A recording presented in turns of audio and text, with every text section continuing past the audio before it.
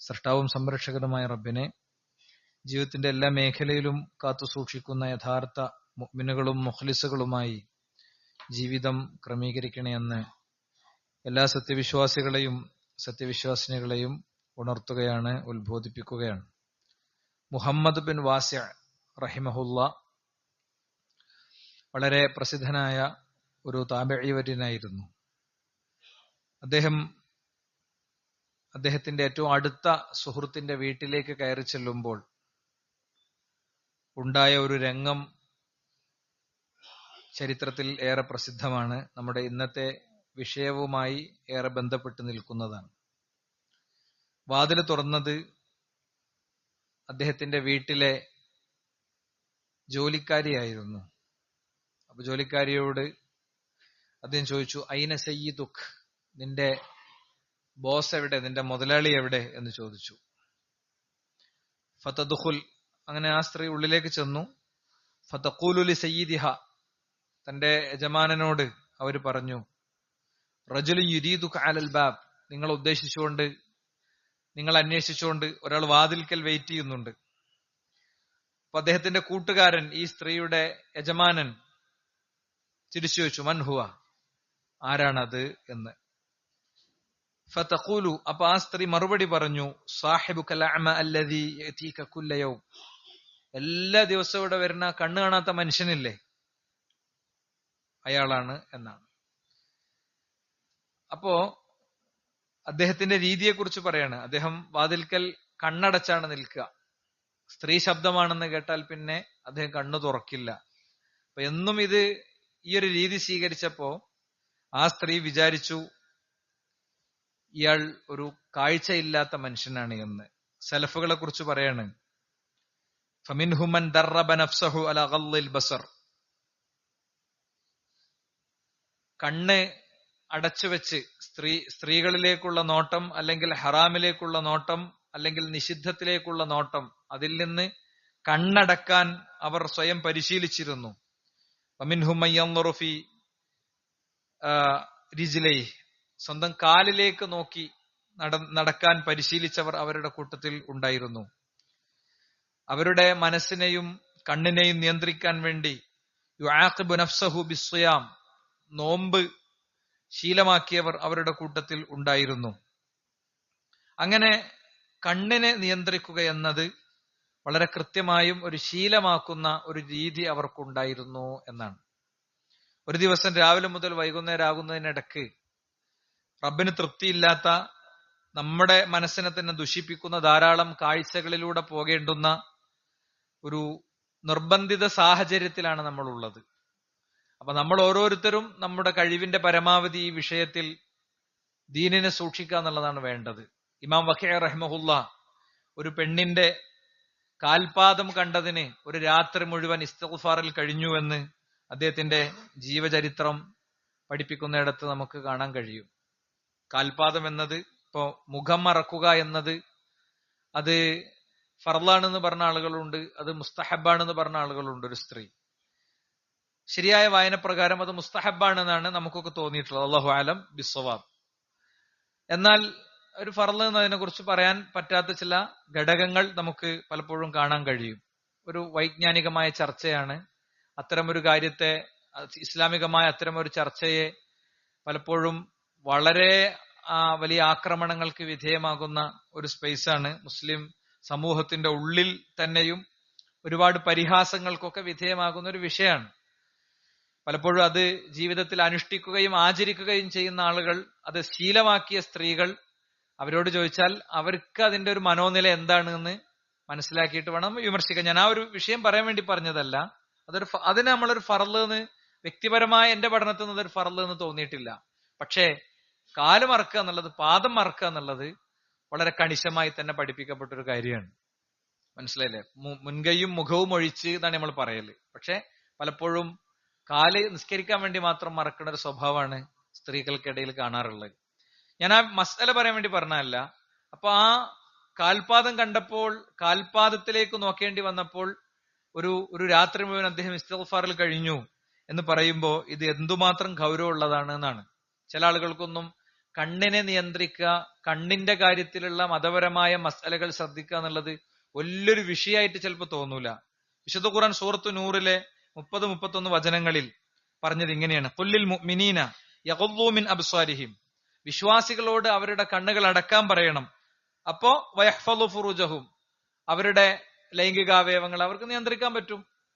കണ്ണാണ് എല്ലാറ്റിന്റെയും ആരംഭം, കാഴ്ചയിൽ നിന്നാണ് ആരംഭം. അയാളുടെ എല്ലാതരം ലൈംഗിക വൈകൃതങ്ങളും വ്യക്തിജീവിതത്തിലെ അശുദ്ധികളും തുടങ്ങുന്നത് അവിടെ നിന്നാണ്. ദാലിക അസ്കാ ലഹും, അതാണ് അവർക്ക് ഏറ്റവും പരിശുദ്ധമായ രീതി. ഇന്നല്ലാഹ ഖബീറും ബിമാ യസ്നഊൻ, നിങ്ങൾ ചെയ്തതിനെ കുറിച്ചൊക്കെ അള്ളാഹുവിന് കൃത്യമായ ധാരണയുണ്ട്.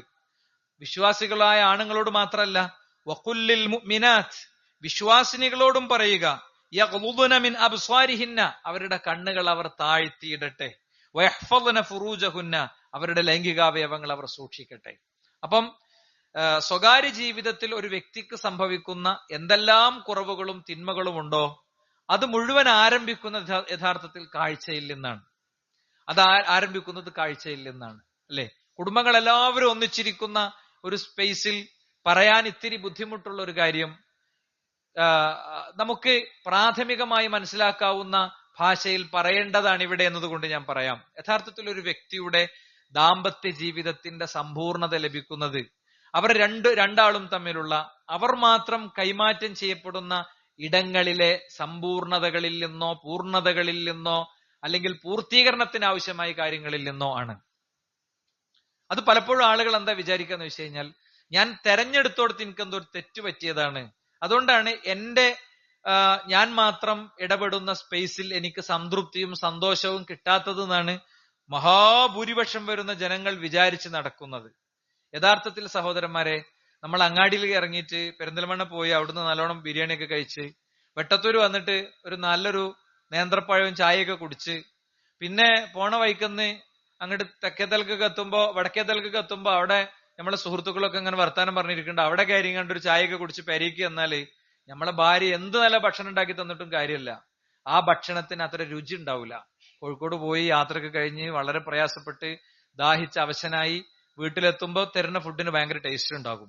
ഇതേ അവസ്ഥ തന്നെയാണ് യഥാർത്ഥത്തിൽ മനുഷ്യ ശരീരത്തിലെ അവന്റെ ആസ്വാദനങ്ങളുടെ കാര്യവും. യഥാർത്ഥത്തിൽ ഒരു പുരുഷനാകട്ടെ ഒരു സ്ത്രീ ആകട്ടെ, അവരുടെ ആസ്വാദനത്തിന്റെ സാധ്യതകൾ, കാഴ്ചകൾ വരുന്നിടത്തൊക്കെ തലച്ചോറ് മനസ്സിലാക്കുന്നത് എന്താണ്? ഇത് ഇയാൾക്ക് ആസ്വദിക്കാനുള്ളതാണെന്നാണ്. അപ്പൊ സ്വാഭാവികമായും അവിടെ ഒരു ഹോർമോൺ പ്രൊഡക്ഷൻ നടക്കുന്നുണ്ട്. അവിടുന്ന് കാണാൻ പറ്റാത്ത ഒന്ന് കണ്ടു, ഇവിടുന്ന് കാണാൻ പറ്റാത്തത് ഒന്ന് കണ്ടു, വാട്സപ്പ് തുറന്നപ്പോ, ഫേസ്ബുക്ക് തുറന്നപ്പോ ഒന്ന് കണ്ടു, യൂട്യൂബ് തുറന്നപ്പോ വേറൊന്ന് കണ്ടു. നേരം വെളുത്ത് വൈകുന്നേരം ആണിന്റെ ഇടക്ക് ആണാണെങ്കിലും പെണ്ണാണെങ്കിലും ഇത്തരം കാഴ്ചകളിലൂടെ അവർ കടന്നു പോകുമ്പോ ബെഡ്റൂമിൽ ഏറ്റവും അവസാനം പൂർത്തീകരിക്കപ്പെടേണ്ട അവരുടെ ലൈംഗികമായ സംതൃപ്തിയും ആനന്ദവും ഇങ്ങനെ കത്തിത്തീരാണ്. ഞാൻ നിങ്ങൾക്ക് മനസ്സിലാകാൻ വേണ്ടി തന്നെ പറഞ്ഞതാണ്.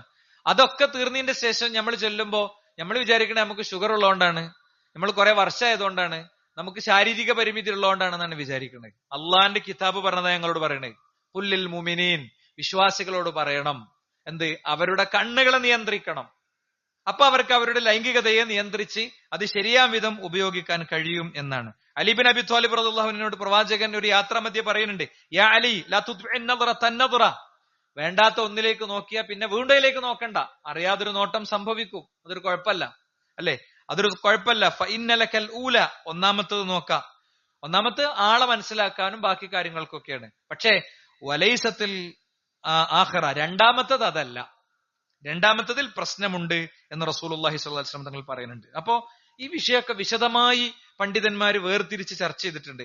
എന്താണ് ദുഷിച്ച നോട്ടങ്ങൾ കൊണ്ട്, അല്ലെ? അശ്ലീല വീഡിയോകൾ, മോശമായ കാഴ്ചകൾ, കാണാൻ പറ്റാത്തതിലേക്കുള്ള നോട്ടങ്ങൾ, ഇതൊക്കെ കൊണ്ട് എന്താണ് സംഭവിക്കുന്നത്?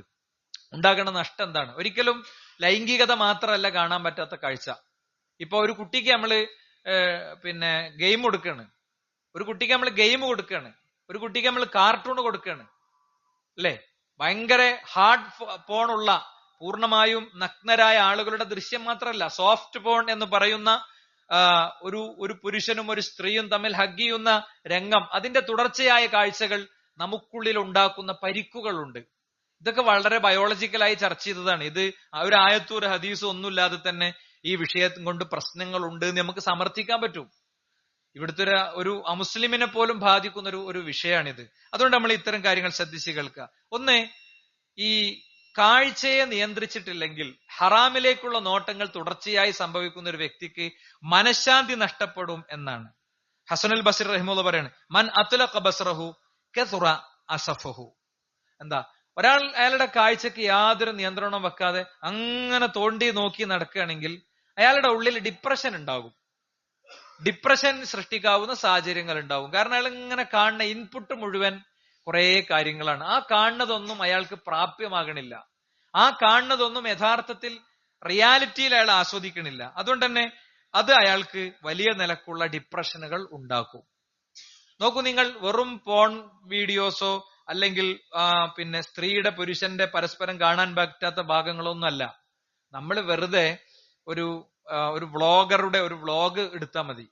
ഒരു ലേഡി വ്ളോഗർ അവരുടെ വീടിന്റെ ഉള്ളിൽ വ്ളോഗ് ചെയ്യണത് കണ്ടാൽ തന്നെ ചിലപ്പോ മനുഷ്യന്മാരുടെ അവസ്ഥക്കനുസരിച്ച് അവരിൽ ഡിപ്രഷൻ ഉണ്ടാകും.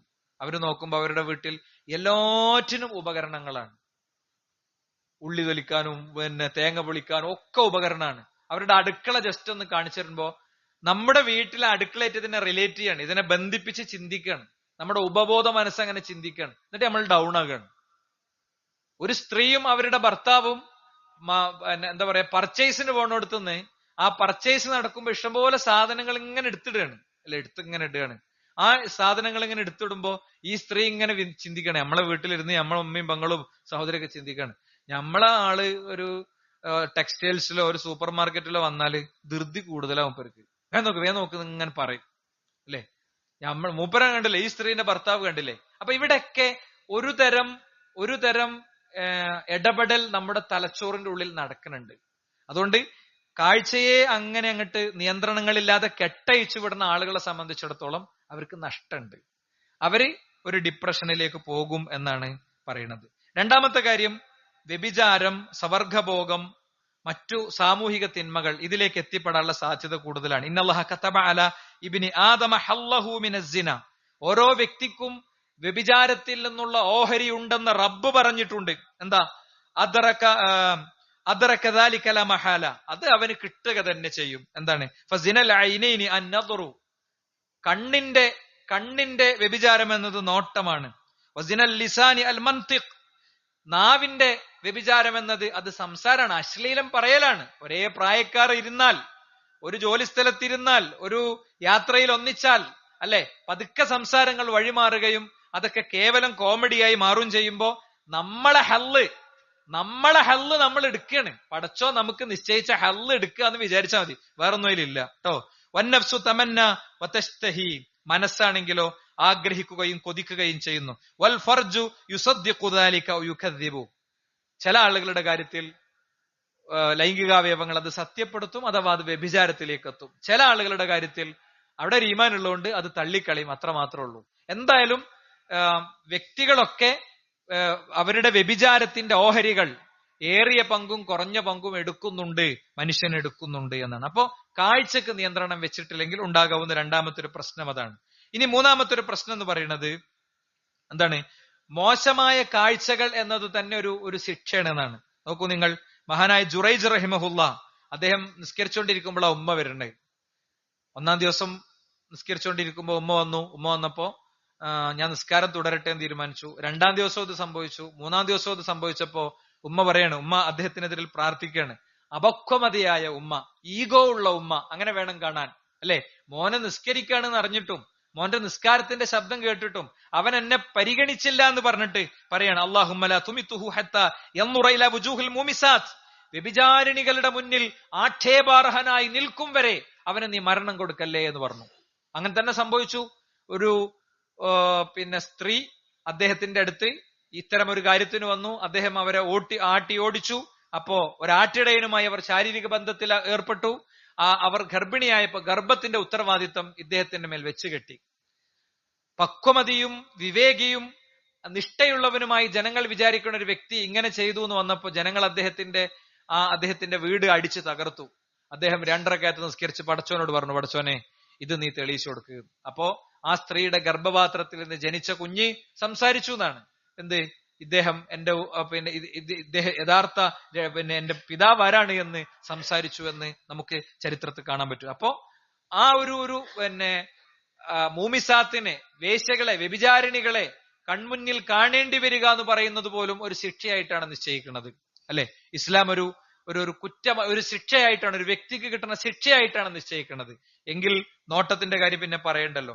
മാത്രല്ല, ഹൃദയത്തിലേക്ക് തുളച്ചു കയറുന്ന വിഷം പുരട്ടിയ അമ്പാണെന്നാണ് സഹ്മുൻ മസ്മൂമുൻ ഇലൽ ഖൽബ് സലഫ് പറഞ്ഞു. നോട്ടം എന്ന് പറയുന്നത് മനുഷ്യന്റെ ഹൃദയത്തിലേക്ക് തിന്മകളെ വിക്ഷേപിക്കുന്ന അമ്പാണ് എന്ന് വളരെ കൃത്യമായി പഠിപ്പിക്കപ്പെട്ടത് നമുക്ക് കാണാൻ പറ്റും. മാത്രല്ല, വിശ്വാസം തന്നെ നഷ്ടപ്പെടുന്ന സാഹചര്യങ്ങൾ ഉണ്ടാകും. കാഴ്ചയിൽ നിന്ന് തുടങ്ങിയിട്ട് വിശ്വാസം തന്നെ നഷ്ടപ്പെടുന്ന സംഭവം ഉണ്ടാവും. നമ്മളെ നാട്ടിൽ നടക്കുന്നുണ്ട്. ചരിത്രത്തിലൊരു ഭാഗം ഞാൻ പറയാം. അല്ലെ? ഒരു മനുഷ്യൻ, അദ്ദേഹം റോമുമായുള്ള യുദ്ധത്തിലൊക്കെ ശക്തമായി പങ്കെടുത്ത ഒരാളാണ്. അദ്ദേഹത്തിന്റെ പേര് അബ്ദത്തുബിനു അബ്ദുറഹീം എന്നാണ്. യുദ്ധത്തിനിടയിൽ അദ്ദേഹം അവരുടെ ഭാഗത്തൊരു സ്ത്രീയെ കണ്ടു. ആ സ്ത്രീ അദ്ദേഹത്തെ നോക്കി, അദ്ദേഹം ആ സ്ത്രീയെ നോക്കി. ഒരു പോരാളിയുടെ കാര്യമാണ് ഞാൻ പറയുന്നത്. ഇസ്ലാമിനു വേണ്ടി പോരടിക്കാൻ വന്ന ഒരു മനുഷ്യന്റെ അധപ്പതനത്തിന്റെ ചരിത്രം ഇബ്നു കസീർ റഹിമഹുല്ലാഹ് ഉദ്ധരിച്ചതാണ് ഞാൻ പറയുന്നത്. യുദ്ധഭൂമിയിൽ വെച്ച് കണ്ടപ്പോ, കണ്ണുകൾ ഉടക്കിയപ്പോ അവർ രണ്ടുപേരും സംസാരിക്കാനുള്ള സാഹചര്യം ഒരുക്കി സംസാരിച്ചു. നിന്റെ അടുത്തേക്ക് ഞാൻ എത്തണമെങ്കിൽ എന്താണ് വേണ്ടത്? മസ്സബീലു ഇലൽ വുസൂലി ഇലൈക്, നിന്റെ അടുത്തേക്ക് എനിക്ക് എത്തിച്ചേരാനുള്ള വഴി എന്താണെന്ന് ചോദിച്ചു. അപ്പോൾ അവർ പറഞ്ഞു, അൻ തതനസ്സറ, നിങ്ങൾ ക്രിസ്ത്യാനിയാകണം, നിങ്ങൾ എന്റെ അടുത്തേക്ക് വരണം. അങ്ങനെ അദ്ദേഹം ദീൻ ഉപേക്ഷിക്കുകയും അദ്ദേഹം അങ്ങനെ പോവുകയും ചെയ്തു എന്നാണ്. എന്താണ് അങ്ങനെ പിന്നീട് മാസങ്ങൾക്ക് ശേഷം ഈ മനുഷ്യൻ കുറ്റബോധത്തോടു കൂടെ ആ സ്ത്രീയുടെ കൂടെ ജീവിക്കുകയാണ്. അപ്പോ അദ്ദേഹത്തിന്റെ പഴയ സുഹൃത്തുക്കൾ അദ്ദേഹത്തെ കണ്ടപ്പോ ചോദിച്ചു, യാ ഫുലാൻ മാ ഫഅല ഖുർആനക്, നീ ഖുർആൻ മുഴുവൻ ഹിഫ്ളുള്ള മനുഷ്യനായിരുന്നല്ലോ, നിന്റെ ഖുർആനിന് എന്ത് സംഭവിച്ചു എന്ന് ചോദിച്ചപ്പോ അദ്ദേഹം നിറക്കണ്ണുകളോടുകൂടെ പറയാണ്, ഇഅലമു അന്നീ അൻശൈതുൽ ഖുർആന കുല്ല ഇല്ലാ ഖൗലഹു, ഞാൻ ഖുർആനിൽ ഒരായത്ത് അല്ലാത്തത് മുഴുവൻ റബ്ബന്റെ ഹൃദയത്തിൽ നിന്ന് എടുത്തുകൊണ്ടേ ഞാൻ മറന്നുപോയി. റുബ്ബമാ യവദ്ദുല്ലദീന കഫറൂ ലൗ കാനൂ മുസ്ലിമീൻ, അവർ മുസ്ലിങ്ങളായി അവർ റുബ്ബമാ യവദ്ദുല്ലദീന കഫറൂ ലൗ കാനൂ മുസ്ലിമീൻ ദർഹും യഅകുലു വയതമത്തഉ വയുൽഹീഹിമുൽ അമലു ഫസയഅലമൂൻ എന്ന വിശുദ്ധ ഖുർആനിലെ വചനം. അവിശ്വാസികൾ ഒരുപക്ഷെ ആഗ്രഹിക്കും അവർ വിശ്വാസികളായെങ്കിൽ എന്ന്. പക്ഷെ ഓൾക്ക് പറ്റൂലാകാൻ, അവർക്കിനി തിരിച്ച് വിശ്വാസത്തിലേക്ക് വരാൻ പറ്റില്ല. അവരെ നീ ഉപേക്ഷിക്കുക, അവർ ആസ്വദിക്കട്ടെ, അവരങ്ങനെ ആർമാദിച്ച് നടക്കട്ടെ എന്ന ഖുർആനിക വചനമല്ലാത്ത ഒരു വചനം എനിക്ക് ഓർമ്മയിൽ കിട്ടണില്ല എന്നാണ്. അപ്പൊ സഹോദരന്മാരെ, നമ്മളെ നാട്ടിൽ നമ്മൾ കാണുന്നുണ്ട്, പാർട്ടി ഓഫീസുകളിൽ ഹാരമണിയിക്കുന്നതും പിന്നെ പ്രണയത്തിന്റെ പേരിൽ പോയി അവസാനം ക്ഷേത്രത്തിൽ വെച്ച് വിവാഹം നടക്കണമൊക്കെ നമ്മൾ കാണുന്നുണ്ട്.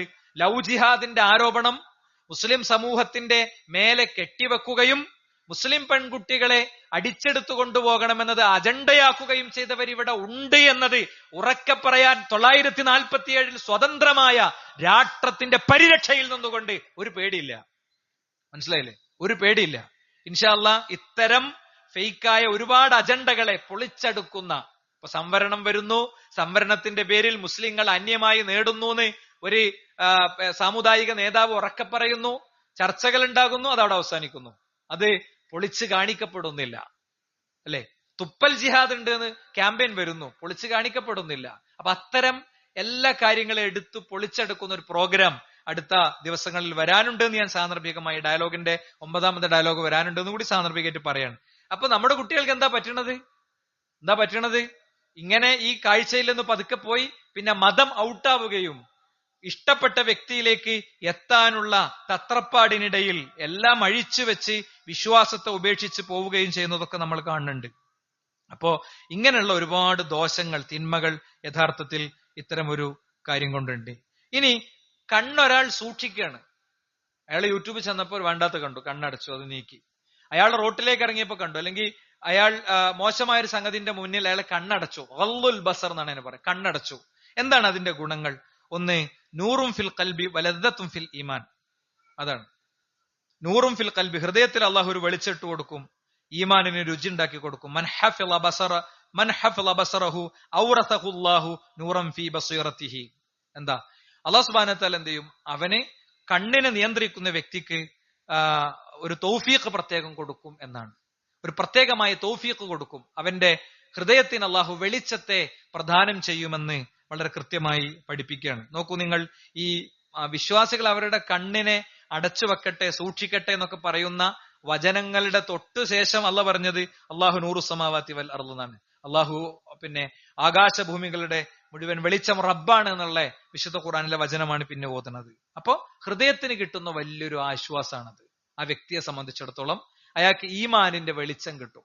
ഈമാനിന്റെ വെളിച്ചം കിട്ടിയാൽ കാണാത്തതൊക്കെ കാണും, കേൾക്കാത്തതൊക്കെ കേൾക്കും. മനസ്സിലായില്ലേ?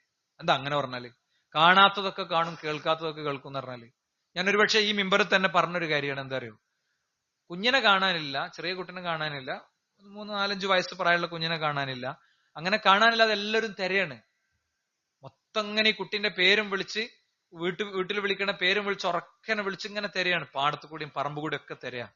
അവസാനം കുളത്തിന്റെ വക്കത്തുനിന്ന് ഇങ്ങനെ നോക്കുമ്പോ ഉമ്മ കുട്ടി മരിച്ചു കിടക്കുന്നത് കാണുകയാണ്. അപ്പോ ആ ഉമ്മ തന്നെ ഇറങ്ങിയിട്ട് ആ കുട്ടിനെ എടുത്ത് കുട്ടിന്റെ വയറ്റിലെ വെള്ളമൊക്കെ കളഞ്ഞ് കുട്ടിയെ കഫം ചെയ്ത് നിസ്കരിച്ചാണ് കൊടുക്കുകയാണ്. ഞാനൊന്ന് ഉറങ്ങട്ടെ, നിങ്ങള് എനിക്ക് വേണ്ടി പ്രാർത്ഥിക്കുന്ന പറഞ്ഞു. അപ്പം ഈ സ്ത്രീക്ക് എന്തോ മനോനിലയിൽ ഭയങ്കര പ്രശ്നം വന്നു വിചാരിച്ചു. അപ്പൊ ആ സ്ത്രീന്റെ ഉമ്മയാണ് എന്നെ വിളിച്ചത്. അല്ലെങ്കിൽ നിങ്ങളൊന്ന് അവരോടൊന്ന് സംസാരിക്കണം, അവർക്ക് എന്തോ ഒരു വല്ലാത്ത ഭ്രാന്തമായ അവസ്ഥയാണ്. അപ്പൊ എന്നെ വിളിക്കണത് ഈ സ്ത്രീ കേട്ടതുകൊണ്ട് തന്നെ ഞാൻ ചെന്നപ്പോ പറഞ്ഞു, ഉമ്മങ്ങളെ വിളിച്ചത് ഞാൻ കേട്ടു, എനിക്ക് ഭ്രാന്തായതൊന്നല്ല, എനിക്ക് പടച്ചോന്റെ വലിയ ധൈര്യം ഇവിടെ തന്നു. ഞാൻ ഖുതുബിലൊക്കെ കേട്ടിട്ടുണ്ട്, എന്തെന്നറിയോ, ഈ കുഞ്ഞിനെ നഷ്ടപ്പെട്ട ആളുകൾ അൽഹംദുലില്ലാഹ് ഇന്നാലില്ലാഹി വ ഇന്നാലിഹി റാജിഊൻ എന്ന് പറഞ്ഞാല് അവർക്ക് അള്ളാഹു സ്വർഗത്തിൽ വീട് കൊടുക്കും, മക്കളുടെ ശുപാർശ ഉണ്ടാകുന്നൊക്കെ. എന്റെ മോളെ ശുപാർശ എനിക്ക് കിട്ടട്ടെ. അതാണ് ഞാൻ പറഞ്ഞത്, ഹൃദയത്തിന് 100 കിട്ടുക എന്ന് പറഞ്ഞാൽ അതാണ്. ഒരു പ്രതിസന്ധിയുടെ മുന്നിൽ നമുക്ക് പിടിച്ചെടുക്കാൻ പറ്റും. എന്റെ സ്കൂളിൽ 2ാം ക്ലാസ് പഠിക്കണ മോൾക്ക് ക്യാൻസറാണ്. അവൾക്ക് അള്ളാഹു ഇത് ശിഫയാക്കി കൊടുക്കുമാറാകട്ടെ. ചെറിയ കുട്ടി അല്ലേ, ഇത്ര ചെറിയ പ്രായത്തിൽ ക്യാൻസറാണ് അവൾക്ക്. അപ്പൊ ഉമ്മ ആ ക്യാൻസർ ആണെന്നുള്ള വിവരം അറിഞ്ഞ് ആ വിഷയം എന്റെ അടുത്ത് പറഞ്ഞപ്പോ ഞാൻ ആ ഉമ്മനോട് പറഞ്ഞു, നിങ്ങൾ 10 വട്ടം അൽഹംദുലില്ലാഹ് പറയണം, എന്നിട്ട് ഇന്നാലില്ലാഹി ഇന്നാ ഇലൈഹി റാജിഊൻ പറഞ്ഞാൽ മതി. കാരണം നമ്മളെ മോൾക്ക് ഈ രോഗം അത് ചികിത്സിച്ച് മാറാവുന്ന സ്റ്റേജിലുള്ള ക്യാൻസറാണ്. ചികിത്സിച്ച് മാറാവുന്ന സ്റ്റേജിൽ അല്ലായിരുന്നുവെങ്കിൽ നമ്മൾ എന്ത് ചെയ്യും? അപ്പൊ അൽഹംദുലില്ലാഹ് പറയണ്ടേ. 2, രോഗം പെട്ടെന്ന് നമുക്ക് കിട്ടിയില്ലേ, അറിഞ്ഞില്ലേ, അതിന് അൽഹംദുലില്ലാഹ് പറയണ്ടേ. 3, നമ്മളെ സംബന്ധിച്ചിടത്തോളം അവളെ ചികിത്സിക്കാവുന്ന സാമ്പത്തിക സാഹചര്യങ്ങളുണ്ട്, അതിന് അൽഹംദുലില്ലാഹ് പറയണ്ടേ. അങ്ങനെ എത്രയോ കാരണം കൊണ്ട് നമ്മൾ അൽഹംദുലില്ലാഹ് പറയണം. അതാ പറഞ്ഞത്, ഓരോന്നും വരുമ്പോ അവിടെ ഒരു വെളിച്ചം കിട്ടുക. സുഹൃത്തുക്കളെ, രാത്രി ഇങ്ങനെ ദീർഘമായ രാത്രിയിൽ വേണ്ടാത്ത വീഡിയോകളിൽ ഇരുന്ന് കഴിഞ്ഞു പോണ എത്ര ആളുകളുണ്ട്. ഈ +2 പരീക്ഷന്റെ തൊട്ട് മുമ്പ് ഒരു പെൺകുട്ടി അനോണിമസ് ആയിട്ട്, എനിക്ക് അറിയാത്തൊരു കുട്ടി എനിക്ക് അയച്ചൊരു മെസ്സേജാണ്, ഞങ്ങളുടെ നാട്ടിലെ ഏറ്റവും നല്ല വാപ്പിയും ഉമ്മയും, ഞങ്ങളെ പരിരക്ഷിക്കുന്ന വാപ്പിയും ഉമ്മയൊക്കെ ഞങ്ങളെ വാപ്പിയും ഉമ്മയാണെന്നാണ് ഞങ്ങള് വിചാരിക്കുന്നത്. പക്ഷേ എന്റെ വാപ്പാന്റെ ഫോൺ നോക്കിയപ്പോ ഞാൻ വേണ്ടാത്ത കുറെ സാധനങ്ങൾ കണ്ടു ഉസ്താദേ. എനിക്ക് പരീക്ഷയ്ക്ക് പഠിക്കാതിരിക്കാൻ പറ്റണില്ല. യൂട്യൂബിലൂടെ ഒക്കെ പോണ ആർക്കും വരാവുന്ന ഒരു അബദ്ധാണിത്. ഇതിൽ പ്രായോ കാലോ വയസ്സോ ഒന്നുമില്ല. കുട്ടികൾക്ക് മാത്രമൊന്നുമില്ല അഡിക്ഷൻ ഉള്ളത് കേട്ടോ. ഞാൻ അവളോട് പറഞ്ഞു, നീ നല്ലോം പ്രാർത്ഥിക്ക് പഠിച്ചവനോട്. കടല് പിളർത്താൻ കഴിയണോന്നാണ് പഠിച്ചവൻ. പ്രാർത്ഥനന്റെ മുമ്പിൽ കടൽ പിളർത്തി കൊടുത്താനാണ് പഠിച്ചവൻ. ഉപ്പാനോട് ഇപ്പൊ നേരിട്ട് പോയി ചർച്ചയൊന്നും വേണ്ട, നല്ല പ്രാർത്ഥിക്കും. ഉപ്പാക്ക് യൂട്യൂബിലേക്കുള്ള നെറ്റ് ആക്സസ് കിട്ടുന്നത് കട്ട് ചെയ്ത് നോക്കുക. നിങ്ങൾക്ക് അറിയാലോ അല്ലേ, രൂപ അറിയാലോ അല്ലേ? അറിയാം. ശരി, എന്നാല് ബാക്കി നീ പഠിച്ചോ. പരീക്ഷയൊക്കെ കഴിഞ്ഞതിന്റെ ശേഷം ഇനി നോക്കൊന്നും വേണ്ട. ഇങ്ങനെ ഒരാൾ തെറ്റ് ചെയ്യുന്നുണ്ടോ എന്ന് ഇങ്ങനെ കുത്തി നോക്കണ്ടയില്ല. നമ്മൾക്ക് ചെയ്യാനുള്ളത് ചെയ്തേച്ചാ പിന്നെ പോട്ടെ, പരീക്ഷയൊക്കെ കഴിഞ്ഞിട്ട് നീ പറയ് എന്ന് പറഞ്ഞ കുട്ടിനോട്. അപ്പോ സുഹൃത്തുക്കളെ, പറയണ ഞാനടക്കം നമ്മൾ ആരും എത്തിപ്പെടാവുന്ന വിധമുള്ള പ്രതിസന്ധിയാണിത്. അവിടേക്ക് അങ്ങനത്തെ ഒരു രംഗത്തെത്തുമ്പോ ആ രംഗത്തേക്കുള്ള പോയിന്റാണ് ഞാൻ പറഞ്ഞിരുന്നത്. അവിടെ കണ്ണടച്ച് കൈകളെ പിൻവലിച്ച് മുന്നോട്ട് പോകുന്ന ഒരു വ്യക്തിയെ സംബന്ധിച്ചിടത്തോളം അയാൾക്ക് ഹൃദയത്തിൽ പടച്ചോൻ ഈമാനിന്റെ വെളിച്ചം കൊടുക്കും എന്നാണ്. 2ാമത്തെ കാര്യം എന്താ, അയാൾക്ക് കൃത്യമായ നിരീക്ഷണം കൊടുക്കും. അയാളുടെ നിരീക്ഷണം കറക്റ്റ് ആയിരിക്കും. എന്താ അതിന് പറയാറിയോ? ഫറാസത്ത് എന്നാണ് അറബി പറയാ. നമ്മളെ നാട്ടില് അതിന്റെ കറക്റ്റ് വേർഡ് മീനിങ് പറയാൻ പറ്റൂല. മുഖലക്ഷണം പറയാന്നറിയാം. നമ്മളെ നാട്ടിൽ മുഖലക്ഷണം പറയൽ വേറൊരു പരിപാടിയാണ്, കൈയൊക്കെ നീട്ടിയിട്ട് അദൃശ്യം പറയണമായിരുന്ന പരിപാടിയാണ്. അതുകൊണ്ടാണ് നിരീക്ഷണം പറയാൻ ഞാൻ പറഞ്ഞത്. നോക്കൂ നിങ്ങൾ, മഹാനായ അബു ശുജാഹ് അൽ കിർമാനി പറയാണ്, മൻ അമ്മറ ലാഹിറഹു ബിഇത്തിബാഇ സുന്ന വബാത്തിനഹു ബിദവാമിൽ മുറാഖബ.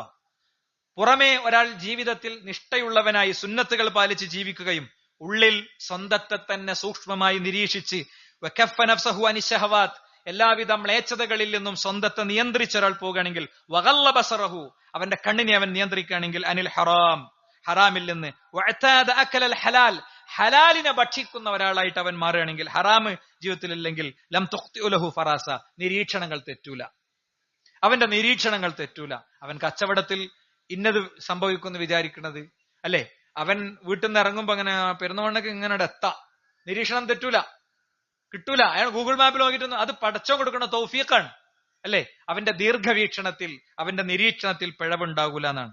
മാത്രല്ല അത്തരം കണ്ണുകൾ, മൂന്നാമത്തെ കാര്യം, നരകം കാണൂല എന്നാണ്. സലാസത്തുൻ ലാ തറാ അയുനുഹും അന്നാറ, 3 കണ്ണുകൾ ഒരിക്കലും നരകത്തെ കാണുകയില്ല എന്ന് നബി കരീം സല്ലല്ലാഹു അലൈഹി വസല്ലം തങ്ങൾ പറഞ്ഞു. ഐനുൻ ബക്കത്ത് മിൻ ഖശിയത്തില്ല, അള്ളാഹിനെ പേടിച്ച് കരയുന്ന കണ്ണുകൾ. ഗ്ലിസറിൻ തേച്ച് കരയുന്ന, ഹീറോയിന്റെ കൂടെ ഫിലിമിലെ ഷോർട്സ് കണ്ട് കരഞ്ഞവരുണ്ടാവും. പക്ഷെ അള്ളാഹുവിന്റെ ഖുർആൻ ഓതുമ്പോ അള്ളാഹുവിനെ ഓർത്തുകൊണ്ട് കരയുന്ന കണ്ണുകൾ. അതുപോലെ തന്നെ വഐനുൻ ഹറസത് ഫീ സബീലില്ല, അള്ളാഹുവിന്റെ മാർഗത്തിൽ കാവൽ നിൽക്കേണ്ടി വരുന്ന പട്ടാളക്കാരൻ അല്ലെ, അതിർത്തി കാക്കുന്ന പട്ടാളക്കാരൻ, സംരക്ഷണോത്തരവാദിത്തം ഏറ്റെടുക്കുന്ന വ്യക്തി, സെക്യൂരിറ്റി നിർവഹിക്കുന്ന വ്യക്തി, തന്നെ ഏൽപ്പിച്ച സെക്യൂരിറ്റി പണി വൃത്തിക്കെടുക്കുന്നവൻ, അള്ളാഹുവിന്റെ മാർഗത്തിൽ അത് നിർവഹിക്കുന്നവൻ. അള്ളാഹു നിഷിദ്ധമാക്കിയ കാര്യങ്ങളിൽ നിന്ന് കണ്ണിനെ നിയന്ത്രിക്കുന്നവൻ. അത്തരം വ്യക്തികൾക്ക് നിങ്ങൾക്ക് 6 കാര്യങ്ങൾ നിങ്ങൾ ശ്രദ്ധിക്കുകയാണെങ്കിൽ ഞാൻ നിങ്ങൾക്ക് സ്വർഗം തരസ്തുഖു ഇദാ ഹദസ്തും, സംസാരിച്ചാൽ നിങ്ങൾ സത്യം പറയണം. വൗഫു ഇദാ വഅത്തും, വാക്ക് പറഞ്ഞാൽ നിങ്ങൾ പാലിക്കണം. വഅദ്ദു ഇദാ ഉത്മിൻതും, നിങ്ങൾ കരാറുകൾ പാലിക്കുന്നവരാകണം. വഹ്ഫളു ഫുറൂജക്കും, ലൈംഗികതയെ നിങ്ങൾ സൂക്ഷിക്കണം. വഗള്ളു അബ്സാറക്കും, കണ്ണുകളെ നിങ്ങൾ അടച്ചു വെക്കണം. വകുഫു ഐദിയക്കും, നിങ്ങളുടെ കൈകൊണ്ട് വേറെ ആരെയും ദ്രോഹിക്കുന്ന അവസ്ഥ ഉണ്ടാകരുത്. അങ്ങനത്തെ ആളുകൾക്ക് സ്വർഗമുണ്ട് എന്ന് നബി കരീം സല്ലല്ലാഹു അലൈഹി വസല്ലം തങ്ങൾ പഠിപ്പിക്കുകയാണ്. ഇത് ചിലപ്പോൾ ദഅവത്തു ആകും അല്ലെ. ഒരു മനുഷ്യൻ അദ്ദേഹത്തിന് അനുഭവം പറയുന്നുണ്ട്. എന്താ, അദ്ദേഹം ഒരു ലിഫ്റ്റിൽ കയറിയപ്പോ അതിൽ ഒരു അത്ര തന്നെ വൃത്തിയില്ലാത്ത വസ്ത്രം ധരിച്ച ഒരു യൂറോപ്പുകാരിയുണ്ട്. അയാൾ കണ്ണു താഴ്ത്തി ഇങ്ങനെ നിന്നു. തന്റെ നിത്യാനുഭവത്തിൽ നിന്ന് വ്യത്യസ്തമായി ദീർഘമായ ലിഫ്റ്റിൽ 110, 120 ഫ്ലോറുകളുള്ള ലിഫ്റ്റിൽ ഒരു സ്ത്രീയുടെ കൂടെ സമയം ചെലവാക്കിയപ്പോ കണ്ണിനെ നിയന്ത്രിച്ച ആ മനുഷ്യനോട് ആ സ്ത്രീ ഇറങ്ങുമ്പോൾ ചോദിച്ചു, നിങ്ങൾ എന്തുകൊണ്ടാണ് എന്നെ നോക്കാതിരുന്നത്? സാധാരണ പുരുഷന്മാർ തുറച്ചു നോക്കുമല്ലോ. അയാൾ പറഞ്ഞു, ഞാൻ എന്റെ പ്രവാചകന്റെ പാഠങ്ങളെ പകർത്തുന്ന ഒരാളാണ്. ആ ഒറ്റ വാചകാണ് ആ സ്ത്രീക്ക് ഇസ്ലാമിനെ കുറിച്ച് പഠിക്കാനും മുസ്ലിം ആകാനുമുള്ള കാരണമുണ്ടായത് എന്ന് രേഖപ്പെടുത്തപ്പെട്ടത് കാണാൻ കഴിയും. അതുകൊണ്ട് കണ്ണുകളെ സൂക്ഷിച്ച് ജീവിതത്തെ കൂടുതൽ നിഷ്ഠയുള്ളതാക്കി മാറ്റി അള്ളാഹു അനുഗ്രഹിക്കുമാറാകട്ടെ. അൽഹംദുലില്ലാഹ് വസ്സലാത്തു വസ്സലാമു അലാ റസൂലില്ലാഹ് വഅലാ ആലിഹി വഅസ്ഹാബിഹി അജ്മഈൻ, അമ്മാ ബഅദ്. സൃഷ്ടാവും സംരക്ഷകനുമായ റബ്ബിനെ ജീവിതത്തിന്റെ എല്ലാ മേഖലയിലും കാത്തു സൂക്ഷിക്കുന്നവരാകണേ എന്ന് ഒരിക്കൽ കൂടി ഉണർത്തുകയാണ്, ഉത്ബോധിപ്പിക്കുകയാണ്. കണ്ണുകളെ സൂക്ഷിച്ചിട്ടില്ലെങ്കിൽ ഉണ്ടാകുന്ന പ്രശ്നങ്ങളും സൂക്ഷിക്കുന്നവർക്കുള്ള നേട്ടങ്ങളുമാണ് നമ്മൾ പറഞ്ഞത്. നഷ്ടങ്ങൾ, ഒന്ന്, അയാൾ എപ്പോഴും ഡിപ്രഷനിലായിരിക്കും, അതിന്റെ കാരണങ്ങൾ നമ്മൾ പറഞ്ഞു. മനോദുഃഖമായിരിക്കും. 2, സ്വവർഗഭോഗത്തിലേക്കും വ്യഭിചാരത്തിലേക്കും മറ്റു തിന്മകളിലേക്കും എത്തും. 3, തിന്മകളിലേക്ക് നോക്കുക എന്നത് തന്നെ ഒരു തരം ശിക്ഷയാണ്. ആ ശിക്ഷ അയാൾ അനുഭവിക്കുകയാണ്. 4, ഹൃദയത്തിലേക്കുള്ള പിശാചിന്റെ വിഷക്കോലുകളാണ് യഥാർത്ഥത്തിൽ നോട്ടം എന്നത് നമ്മൾ മനസ്സിലാക്കുകയുണ്ടായി. 5, ദീന് തന്നെ ചിലപ്പോ കണ്ണിനെ നിയന്ത്രിക്കാത്തത് കൊണ്ട് പ്രണയത്തിലും കെണികളിലും പെട്ട് ദീന് തന്നെ നഷ്ടപ്പെടുന്ന അവസ്ഥ വരെ ഉണ്ടാകാം. മാത്രല്ല, 5ാമത്തെ കാര്യം, പരലോകത്ത് നമ്മുടെ കാഴ്ചക്കും കേൾവിക്കും ഒക്കെ അത് എങ്ങനെ ഉപയോഗിച്ചു എന്നുള്ളത് റബ്ബിനോട് മറുപടി പറയേണ്ടി വരും എന്നുള്ളതാണ് നമ്മൾ പറഞ്ഞു നിർത്തിയത്. ഇനി ഇതിന്റെ നേട്ടങ്ങളെ കുറിച്ചാണ് പറഞ്ഞത്. നേട്ടം, ഹൃദയത്തിൽ ഈമാനിന്റെ വെളിച്ചം കിട്ടും, അയാളുടെ നിരീക്ഷണങ്ങൾ കൃത്യമായി പുലരും. അതുപോലെ തന്നെ നിയന്ത്രിക്കപ്പെട്ട കണ്ണൊരിക്കലും നരകത്തിൽ പോവുകയില്ല, സ്വർഗമായിരിക്കും ആ കണ്ണിനുള്ള സമ്മാനം. ജീവിതം നിഷ്ഠയുള്ളതാകുമ്പോൾ ആളുകൾക്ക് നമ്മിൽ നിന്ന് പാഠങ്ങൾ പകർത്താനുണ്ടാകും. ഇത്രയും കാര്യങ്ങളാണ് പഠിച്ചത്. അതുകൊണ്ട് നമ്മൾ കാര്യങ്ങളെ ശരിയാം വിധം നടപ്പിലാക്കാൻ ശ്രദ്ധിക്കുക. ഫോണ് ശരിക്കും ശുദ്ധീകരിക്കുക എന്ന് പറഞ്ഞൊരു പരിപാടിയുണ്ട്. ഫോണ് ശുദ്ധീകരിക്കുക എന്ന് പറഞ്ഞൊരു പരിപാടിയുണ്ട് കേട്ടോ. നമ്മളെ കയ്യും കാലൊക്കെ കഴുകി വൃത്തിയാക്കണം. അവരെ ഫോണിനെ ശുദ്ധീകരിക്കാനുണ്ട്. ഈ വിഷയത്തിന്റെ തുടർച്ചയിൽ അടുത്ത ആഴ്ചയിൽ അക്കാര്യങ്ങൾ പറയാം. അള്ളാഹു അനുഗ്രഹിക്കുമാറാകട്ടെ. അവന്റെ മുഅ്മിനീങ്ങളിൽ മുഖ്ലിസീങ്ങളിൽ മുത്തഖീങ്ങളിൽ നമ്മെ ഉൾപ്പെടുത്തുമാറാകട്ടെ. ലാ ഇലാഹ ഇല്ലല്ലാഹ് എന്ന കലിമത്ത് തൗഹീദിനെ സാക്ഷാത്കരിക്കാനുള്ള തൗഫീഖ് റബ്ബ് നൽകുമാറാകട്ടെ. കണ്ണിനെ, മനസ്സിനെ, ഇച്ഛകളെ എല്ലാം നിയന്ത്രിച്ച് റബ്ബിന് ഇഷ്ടപ്പെട്ട ഹൃദയത്തിന്റെ ഉടമകളാകാൻ അള്ളാഹു നമ്മെ അനുഗ്രഹിക്കുമാറാകട്ടെ. ലാ ഇലാഹ ഇല്ലല്ലാഹുവിന്റെ വഴിയിൽ സഞ്ചരിച്ച് യഥാർത്ഥ മുഅ്മിനീങ്ങളും മുഖ്ലിസുകളുമായി മരിക്കാനുള്ള തൗഫീഖ് നൽകുമാറാകട്ടെ. രോഗചികിത്സയിലുള്ളവരുണ്ട്, ദുആ കൊണ്ട് വസിയത്ത് ചെയ്തവരുണ്ട്. അവർക്കൊക്കെ അവരുടെ എല്ലാ അസുഖങ്ങളിൽ നിന്നും മോചനം കിട്ടി ആശ്വാസപൂർവ്വം കുടുംബങ്ങളിലേക്കും സന്തോഷങ്ങളിലേക്കും മടങ്ങാനുള്ള തൗഫീഖ് അല്ലാഹു നൽകുമാറാകട്ടെ. അല്ലാഹുമ്മ ഗ്ഫിർ ലിൽ മുഅ്മിനീന വൽ മുഅ്മിനാത്ത് അല്ലാഹുമ്മ അഇസ്ൽ ഇസ്ലാം വൽ മുസ്ലിമീൻ വഅദിൽ ശിർക വൽ മുശ്രിക്കീൻ ആമീൻ ആമീൻ ബിറഹ്മതിക യാ അർഹമർ റഹീമീൻ വൽഹംദുലില്ലാഹി റബ്ബിൽ ആലമീൻ.